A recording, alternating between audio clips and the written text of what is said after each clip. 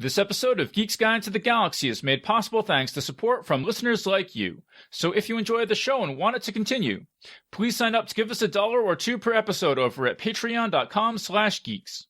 And if you'd rather make a one-time contribution, you can do that via check or PayPal over at geeksguideshow.com/crowdfunding. And I want to give a special thank you to Brian, who just signed up this week to support us on Patreon. So big thanks again to everyone who's contributed. We really appreciate it. All right, so now let's get to our show.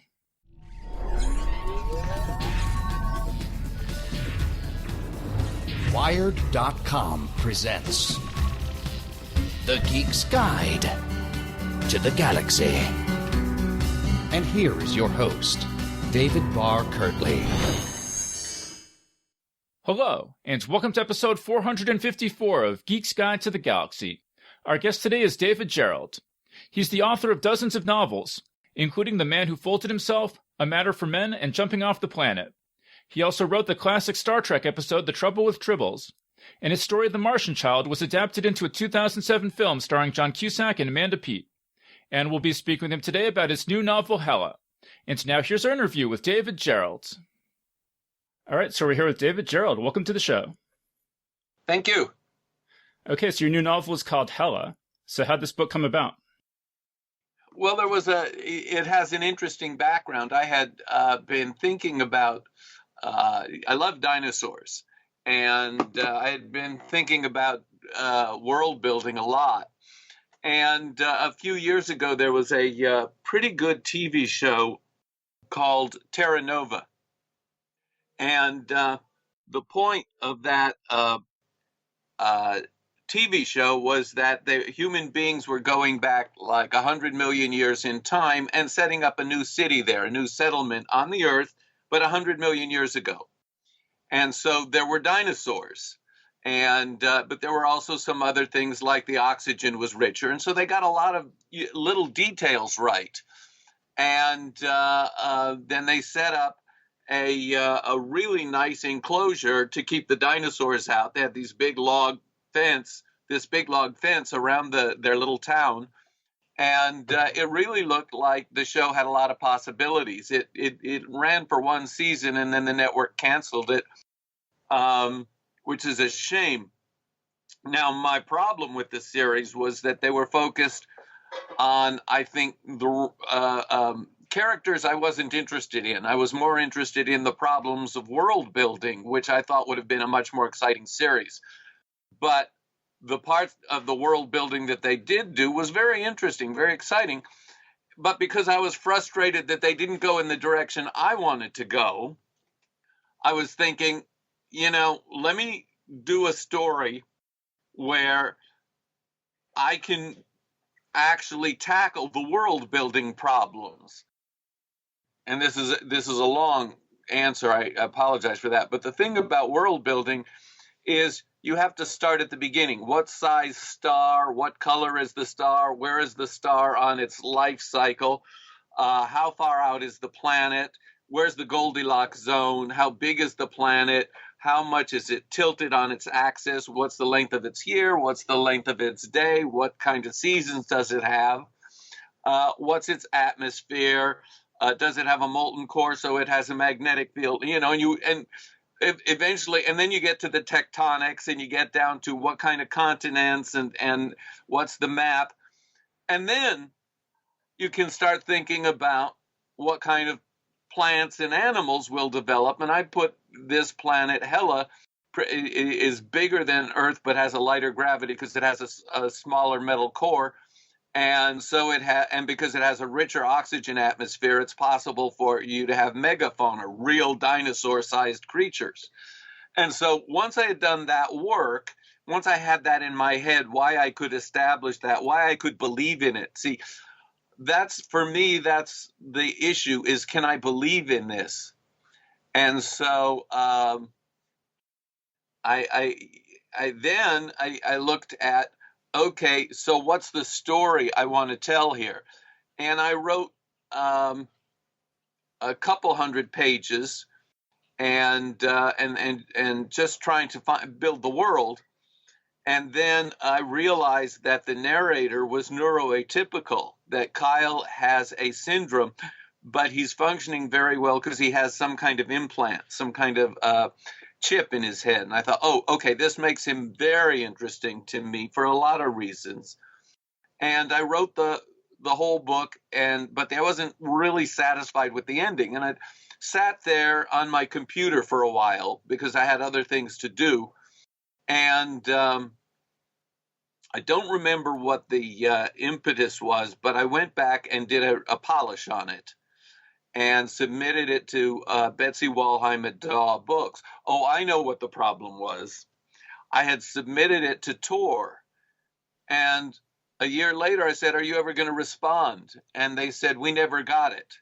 So I sent it to them again, and they sat on it for 3 or 4 months and then said, "No, we don't want it." Oh, man. So, which is a shame because I thought it was turning into a pretty good book by then. So I gave it to Betsy Walheim, and who was delighted to get it. And she said the ending needs to be stronger. And I went and rewrote a whole different ending to accomplish the same thing, but much more dramatic.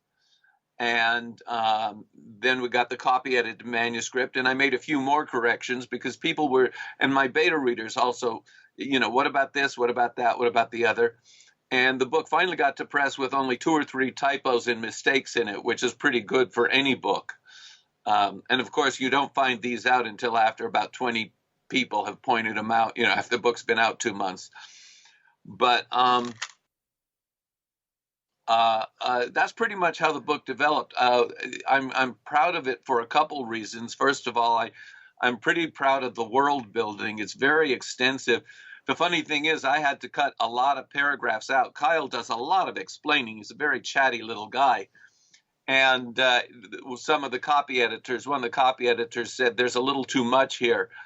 And in reading through, I had to agree that Kyle's explanations of some of the details of the animal and plant life went on a little too long. So I had to trim some of that.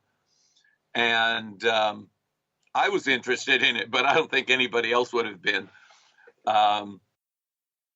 But anyway, I'm proud of it because I have a neuroatypical hero, and a lot of readers have said they're grateful for that. They finally have a book where they recognize themselves, where they actually feel represented in fiction. They're no longer invisible. And I'm proud of the world building. And there's a couple paragraphs in there that, and I don't want to spoil them, but there's a couple paragraphs in there that I'm really, really proud of because I think I really got the characters right in the 1 or 2 little things that happened. A couple with the villains, and a couple with, there's a character named Jimmy, who, this is a kind of a semi-sequel to the Dingiliad trilogy, jumping off the planet, bouncing off the moon, leaping to the stars. So Chigger and Jimmy from that trilogy show up, and Jimmy has a paragraph towards the end that where she says something, I'm not going to spoil it, where she says something so beautiful and so enlightened. I'm really proud of that. I realized it when I wrote it.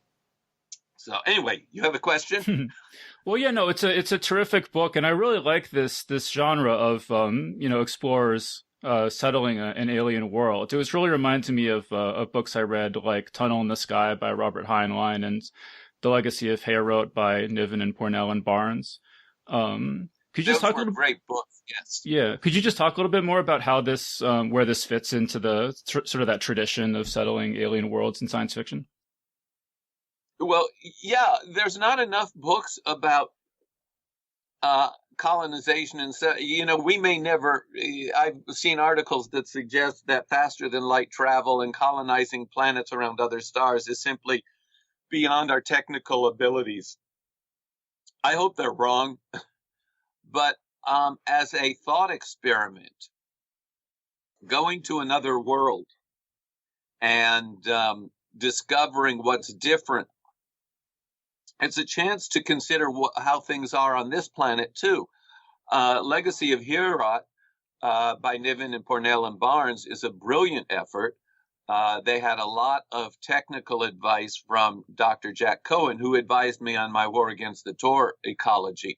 So he helped them with the ecology of the Samlin on that planet.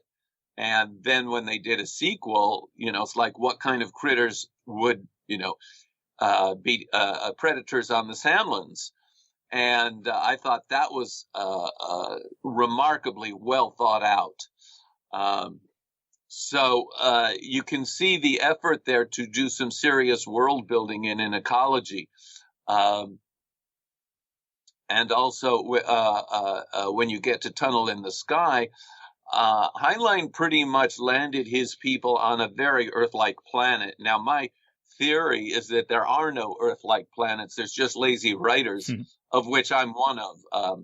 I have a story called The Further Adventures of Mr. Costello. That's a very Earth-like planet, because I was more interested in the human problem than the planet problem. But Tunnel in the Sky is really a survivalist story. How do you survive, and what do you need? And Heinlein boiled it down to what you need is a knife, not a gun, not an attack dog, a knife. And I think that he actually realized at some point that what you ultimately need to survive is partnership with other human beings. That individualism is an illusion, because Tunnel in the Sky, all the human beings on the planet, all the kids there, have to get together and protect each other and work together to survive. And I think that's a very important point that a lot of fiction misses. A lot of fiction is about the guy, the hero goes in and solves the problem by himself. He's the big, mighty warrior.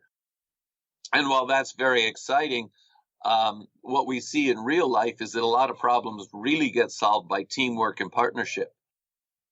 Yeah, I mean, one of the details I really liked in the book is that they're really careful about interacting with this alien environment. Even, they want to be really careful about breathing the air and eating any food because of alien proteins and things. I feel like those are considerations that are sort of overlooked a lot in science fiction.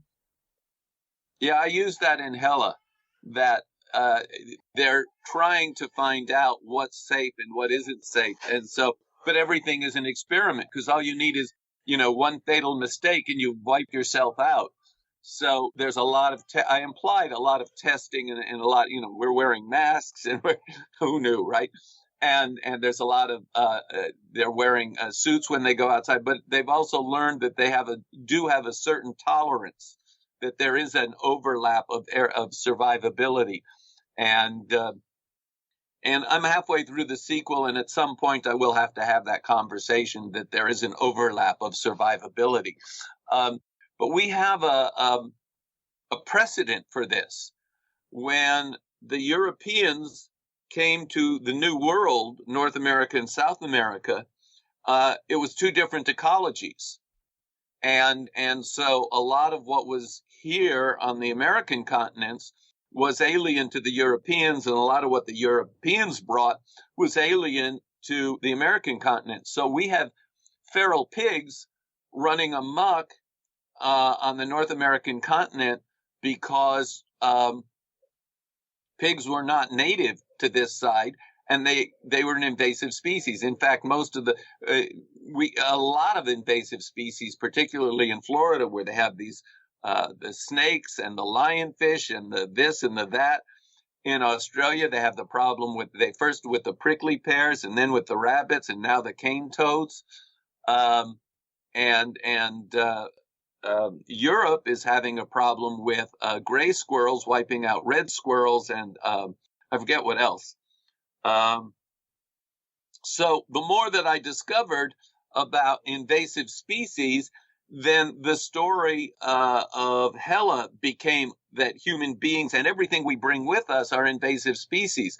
And I made this point when I blocked out the war against the Tor, is that when you go and colonize a planet, you don't arrive with Martian war machines and burn down the cities. You arrive with your entire ecology, because if you intend to live on that planet, you need your entire ecology. You need your microbes at the bottom level, because the microbes handle what goes on in the soil, so that the plants you're going to bring with your corn and your beets and your turnips and and everything else. Their roots feed on what the microbes do in the soil. And then you need all the insects that pollinate your plants. And then you need the things that keep your insects in check. And you need if you're going to bring chickens, you need things for the chickens to eat. And so you bring your entire ecology. And that's the war against the Tor, is that this entire ecology arrives on the earth. And the flip side, Hela, is we are taking our entire ecology to this planet Hela. Well, right. And I mean, a big part of the story is that sort of the bad guys in the book kind of want to terraform Hela, and the good guys have a more protective attitude toward the local ecology. And I was just curious, sort of what, if you were able to direct the human settlement of another planet, do you have any thoughts about how far should we go in terms of... Well, I think there are two reasons. First of all, you don't want to you want to protect the Helan ecology so you can study it. You want to find out how it works, because when you find out how Hela works, you're going to find out things about evolution and ecology that we don't know. Earth is one system. Hela, with all of its differences in gravity, and the star is much more to the blue than to the yellow. And when you look at all the different things that are at work on Hela, you'll find a lot of the same principles are at work, but at the same time, you're going to find some fascinating differences that you're not going to find any other way. So the colonists on Hela have to be very protective while they study the Helan ecology. Meanwhile, those who came, there were people who came to America with the idea they're going to get rich here. This is the land of opportunity. They'll claim 160 acres. They'll have a ranch. They'll have a farm. They'll do this.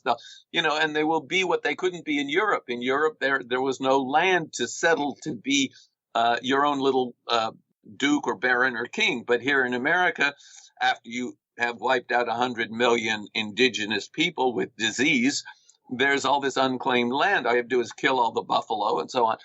I mean, the American history is ugly, genocide and slavery. But people came here saying, look at all that empty land. They didn't know, they thought they were entitled to claim that empty land. And the ecological disasters that we created, we have drained the Midwestern aquifer. We've created a dust bowl. We've done terrible things to the continent. We wiped out hundreds of millions of bison.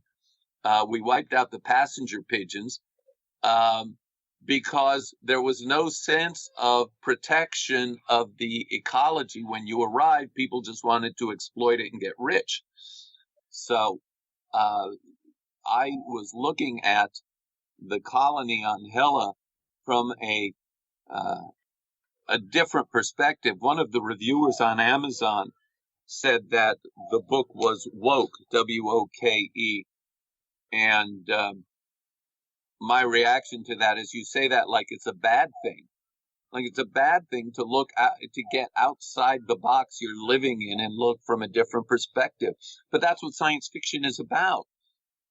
Well, I guess another aspect that might have, led that reviewer to characterize the book as woke is that a lot of the characters have switched sex, or it's very common for it's common and sort of medically fairly easy, it seems, for characters to switch sex. And actually, speaking of Larry Niven too, I mean, that was something that I saw a lot in one of my favorite books growing up was The Long Arm of Gil Hamilton. And that's a world where it's pretty easy and common for characters to switch sex. And I feel like it's something you don't see a ton of in Hollywood science fiction, but it has this pretty long tradition, and Heinlein too, I guess, with All You Zombies, things like that. This long tradition in literary science fiction. John Varley actually made it work better than anybody in his 9 Planets series, or 9 Worlds, which most of his books take place in that environment. And he would have characters change sex and be gender fluid and bisexual, and he did it casually, and he didn't explain how it was done, and nobody called any attention to it. It was just part of the story. And I thought, oh well, I could do that. That would, let me try that. And so I didn't explain how characters change sex on Hela. I had an idea in my head, but I didn't bother to lay it out because I didn't want to get involved in the biology of it. But I figured it would just be like John Varley's world. Once you have the technology, people are going to use it. And in fact, there's an old story, is a joke or trope, that every new technology that we invent, eventually we find a way to use it for sex. And in fact, we once played a game of people were thinking of, all right, well, what about the electric light? Honey, let's do it with the lights on. That kind of thing is like just about every, movies. Yeah, there's the invention of porn. The internet. Yeah, there's the invention of sexting and so on.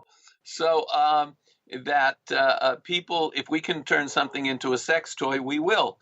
And so I just assumed once the biology, the technology for physical adaptations is available, people will use it. And I just dropped it in as a, it's not, I didn't think it was a big thing, but some of the reviewers said, well, why didn't David spend more time on this? Why didn't David explain this? It's like, because it wasn't necessary to the story. The only part where it was necessary is Kyle is insecure emotionally. And so when he finally links up with Jeremy, he wants to know, how do I make Jeremy happy? This is a breakthrough for Kyle because he's never been thinking of how do I make someone happy? And and telling it from Kyle's point of view, he's not going to discuss it that way. He's just going to be so caught up in his own emotions. One of the things, I have some experience acting as a theater arts history. And so one of the things that we learn in theater arts is practice getting inside your character, so that once you're inside your character, this is the method, which is, it's kind of like a joke. Method actors are so immersed in themselves, but no. The job is to get inside your character. What is your character thinking? What is your character feeling? Why is your character acting this way? And so once I had begun to get a sense of that skill, I brought it into my writing. So I write from inside my characters, which is why a lot of what I write is first person. And is that, why is my character feeling this way?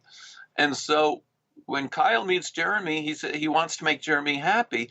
And because there are a lot of couples of all kinds on Hela, he wants to know what kind of a couple Jeremy wants to be. He says, do you want me to go back to being a girl?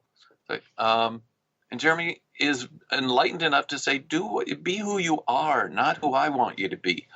And that was the limit of the conversation. I mean, there's a whole iceberg under that conversation that I'm not going to discuss because it's implied in the tip of the iceberg implies the rest of the whole structure.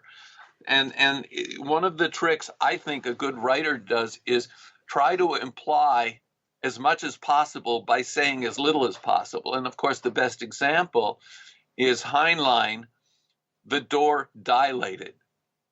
And immediately you start thinking, well, why would you do a door that dilates? How do you do a door that dilates? What's the engineering on it? And obviously this technology is so advanced that a dilating door has some advantage over, just the ordinary swing it open or slide it past or, having it open automatically. But the door dilated tells you something about that world, even though Heinlein doesn't explain anything else about it. Well, see, you mentioned that, Kyle is really interested in mechanical processes, and he explains all these things in great detail. And do you think that you would have figured out all those details anyway for any science fiction novel that you wrote, or was there anything in this book that you only went into it in the level of specificity that you did because of Kyle's point of view and how he would talk about it? That's a great question. I think because I was inside Kyle's head, and because the purpose of this story, one of the purpose challenges for me was some serious world building, because I was tired of writers going to Earth-like planets again and again and again. And no, I mean, the closest Hela is the closest you're ever going to get to an Earth-like planet, I think. And even then I cheated enough to make it habitable, but the seasons are still serious and severe. And so I wanted to demonstrate that the world building on this on Hela was significant. That there is a lot of serious stuff going on that humans have to be aware of, and Kyle became the avenue for that discussion. He became the access to that. But the more I got into Kyle's head, the more interesting it became to explore the world. So I think it's a synergistic phenomenon that I wanted to explore the world. Kyle was the right character to explore it. The more I got into Kyle's head, the more I wanted to explore the world from his point of view. And there are whole chapters about how the predators stalk the herds of megafauna simply because Kyle was interested in that. Once I postulate here are these giant herbivores, then there's also giant predators. And then I went to the behaviors of lions and wildebeest and jaguars and zebras. And, I went to all of the studies that I had, all of those wonderful David Attenborough documentaries too, everything I knew about herd behavior and evolution and how it all works. And Kyle got excited seeing how all of this was happening on Hela. And so there's long chapters on long discussions of how the predators will pick off Whitefoot, who trails the rest of the herd. And she's serving an ecological purpose there by protecting the rest of the herd. Even though she dies, the rest of the herd has a chance to move far out of the range of the predators, the big mouths following them. So, but that was Kyle. That was, once I got inside Kyle's head and looked around through his eyes, I was, oh, yeah, he's going to be aware of this, and this is how he's going to react to it. And, of course, the relationship of the other characters, the Layton family and particularly Marley Layton, they came to life out of, they're, high school bullies taken to the extreme. And they're not very nice people, even despite the fact that they have to, obey the rules of Hela. They're trying to change the rules. And I think that's a normal behavior we see in human beings. It's not a nice behavior, but we see it a lot. Yeah, well, there was a line that jumped out at me. I'm seeing if I can find it. But they're basically talking about the father of that family, and they say something to the effect of he's the kind of person who likes to make people argue with each other, because when people are arguing with each other, it's easier to manipulate them.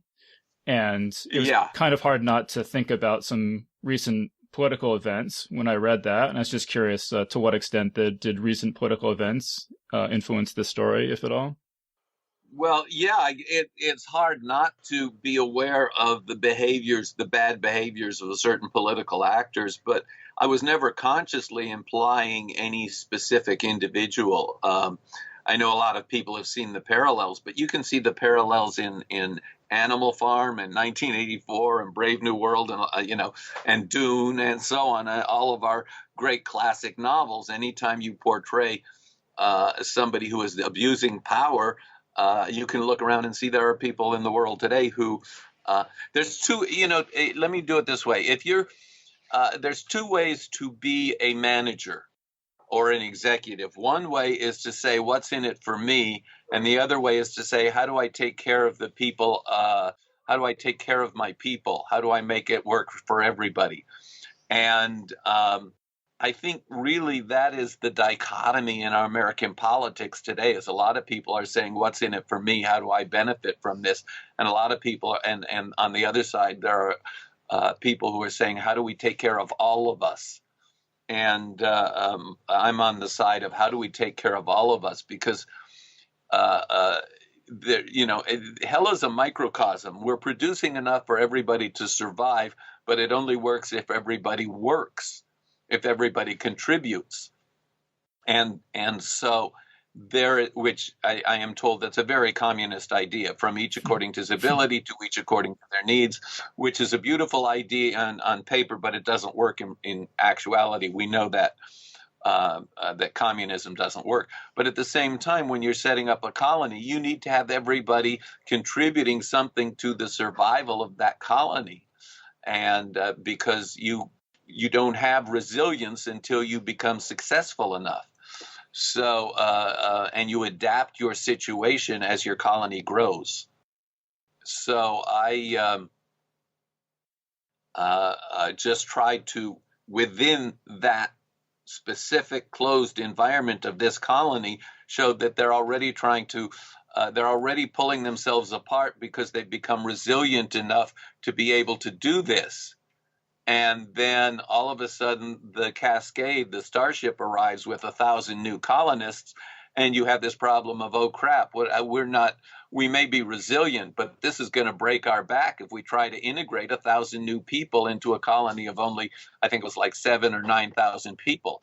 All of a sudden, we're accepting this humongous burden. They're going to have to stay on that starship for a while longer. And that was one of the points too, is that there's some serious logistical and mechanical problems of colonizing a planet, just as we have mechanical and logistical problems making our cities work.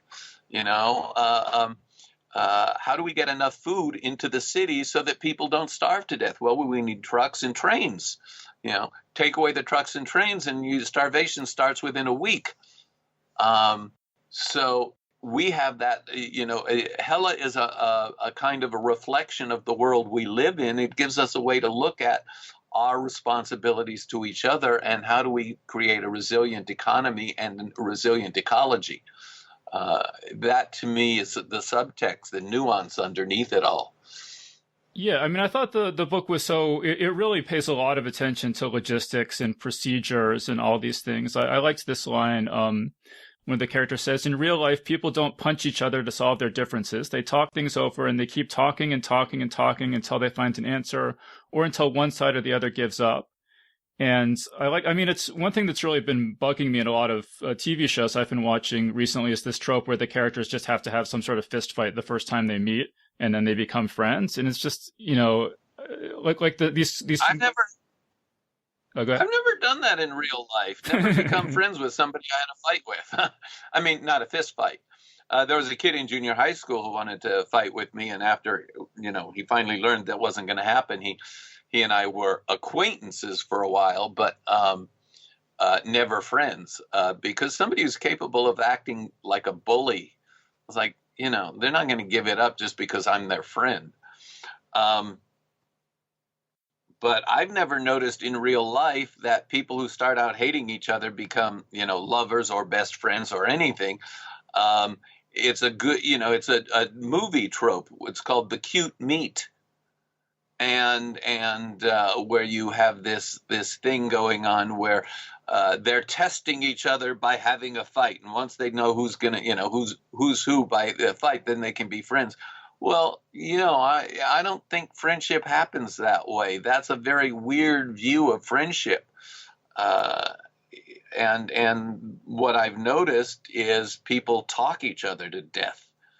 And, you either say this person is interesting by what they're saying, or you say, I don't want to deal with any more of this, and you walk away. And sometimes you're on the other side of it where you're so damn self-righteous and so convinced that you are right that you end up making other people wrong and you drive them away. Once you learn that's not a good way to make friends, you stop doing it. But not a lot of us learn that easily. I think it's interesting that you mentioned reading the Amazon reviews of Hela.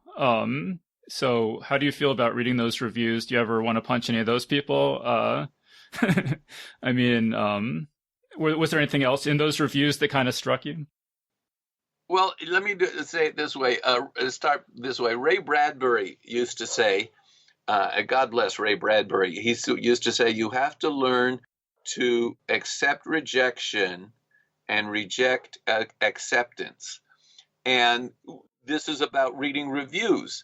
Now, my attitude about reading reviews is what can I learn from the reader's reactions? The reader is not necessarily right in what they say, but their reaction, how they react, tells me something about how they perceived the book. And of course, once I'm done with the book and give it over to the reader, it becomes their book, their perception, their experience. And so it's like a communication. It's not just what I'm saying, it's what they're hearing. Well, how about with Hella specifically? Was there anything that sort of like what did you learn from the Hella Well, reviews? there was the one where the fellow said that the book was too woke, quote unquote woke. And, is that a bad thing, really? Actually, and that he's like, all right, fine, whatever. I think that reviewer told me more about himself than anything about Hella. But most of the time, there was an entertainer named Ernie Kovacs, and one of the greatest reviews he ever got, because he was doing television and he was making television do things that nobody had ever done before. And one of the reviewers said, Ernie Kovacs challenges his audience. You have to have a certain degree of literacy to get the joke that when he opens a copy of Camille, he hears coughing. You have to have a certain degree of literacy. He challenges you to be literate. And I thought that is a great goal. I shouldn't have to explain everything. I should have the reader be a partner in the book. And so I want my books to be accessible, but at the same time, I want them to challenge the reader to step up his or her game and to be willing to accept this quote unquote wokeness. So being woke is looking at things from a higher perspective. That's how I perceive it. If somebody else has a different definition, they're welcome to it. But from my perspective is, how do I step up this ladder and look from this higher point of view instead of getting so caught up in what is right and what is wrong? What is the process? What is the larger process everything is a part of? And Hella is about process. Well, speaking of looking at things from a higher perspective, I wanted to ask you about this character, Harley, who's this AI character who I think you've been writing about this character for decades, right? Yeah, Harley has become a very useful he's a very useful character because he gives me, because most of the stories he's in are written from first person, particularly the Dingiliad, the Jumping Off the Planet trilogy.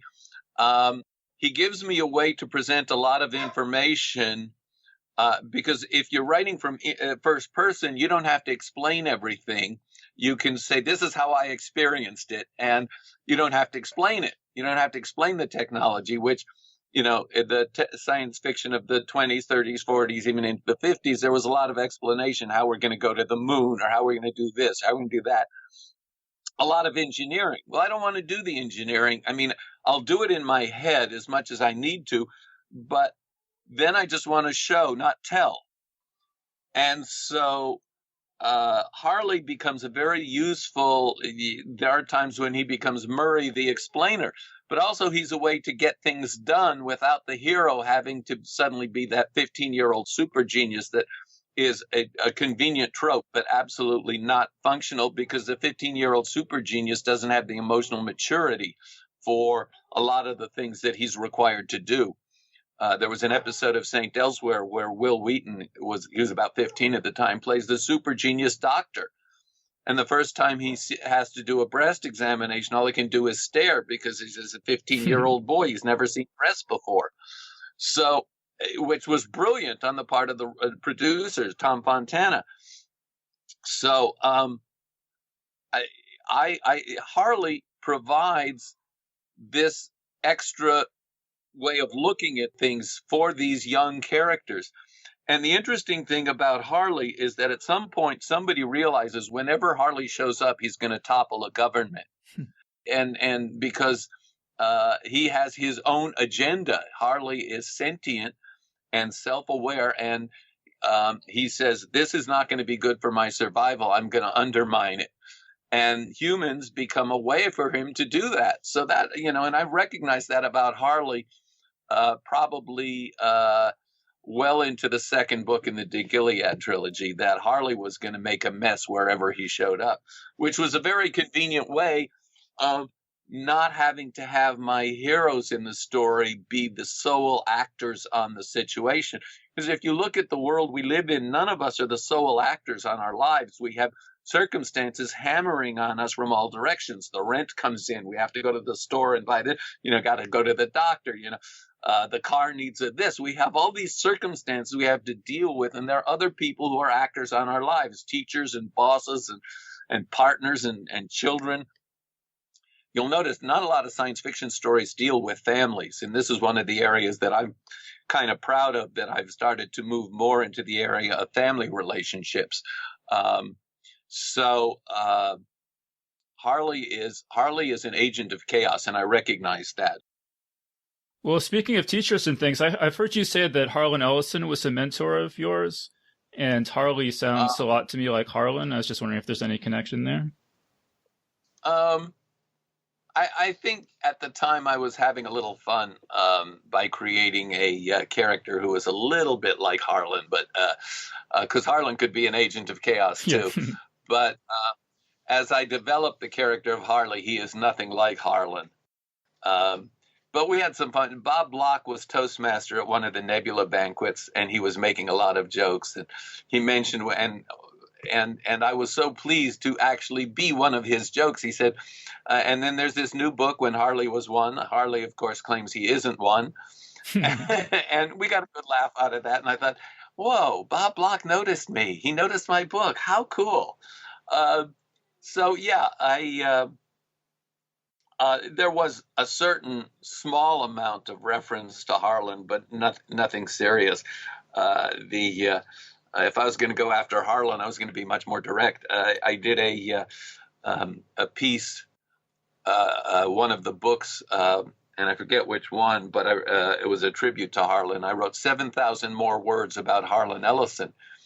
And in it, I began with, once upon a time I was very angry at Harlan, and I wrote this. And I included, about, 1,000 words of how Harlan was really a munchkin who had been kicked out of Oz. and he was a munchkin in a land of Dorothy's. And went on at some length about how he's bitter. And then I concluded that piece by saying, I was really very angry at Harlan. Now, let me tell you the truth about Harlan as I experienced it. And so I got a chance to use that piece that I had written about Harlan for myself, and then used it to stand on it to go on and talk about why I admired him so much. But Harlan wasn't my only mentor. I had Theodore Sturgeon taught me a lot about voice, and James Blish taught me 4 words: who does it hurt? That's who your story's about. And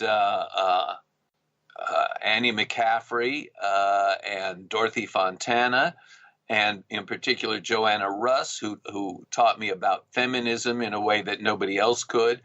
And so, I think the entire field of writers that I was privileged to grow up with, as well as finally meet them in person, they all functioned as, I want to be worthy of their respect because they have shaped who I am, and they've shaped the way I perceive the world. And so, in a sense, most of the better writers in science fiction were my mentors. They set the standard of excellence. They set the level that I aspired to, and it's like, this is the target. Yeah, well, because as I was doing research for this, I noticed that your novel, The Flying Sorcerers, which you wrote with Larry Niven, David Langford says that it set a record for over-the-top Tuckerizations. So you must have been pretty involved in the science fiction field and known all these people, or? Well, we were having some fun, and we probably did go over the top. James Blish faulted us for too many of these Tuckerizations. He says, enough is enough, gentlemen, in his review. And but, for the fans, for the readers, it was a great game. The readers didn't complain. They said, oh, we can't figure them all out. Who was this? Who was that? I don't even remember who they all were anymore.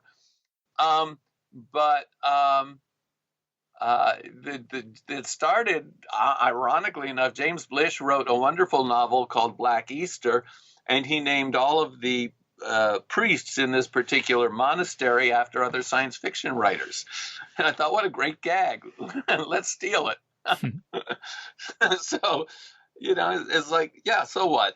I did not take, we were having so much fun with the Flying Sorcerers, we probably got silly. But you know what? The readers had a great time with the book, and that was the important thing. Is I wasn't interested in, competing for the Hugos at the time. I just wanted to write a good book.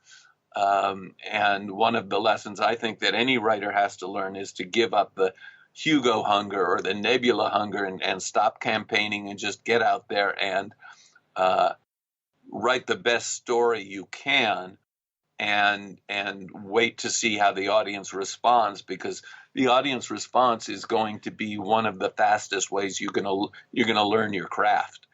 If you get a dozen reviews that say it's got a good beginning and a good ending, but it sags in the middle, they're telling you something you need to learn about how to pace the middle of your story.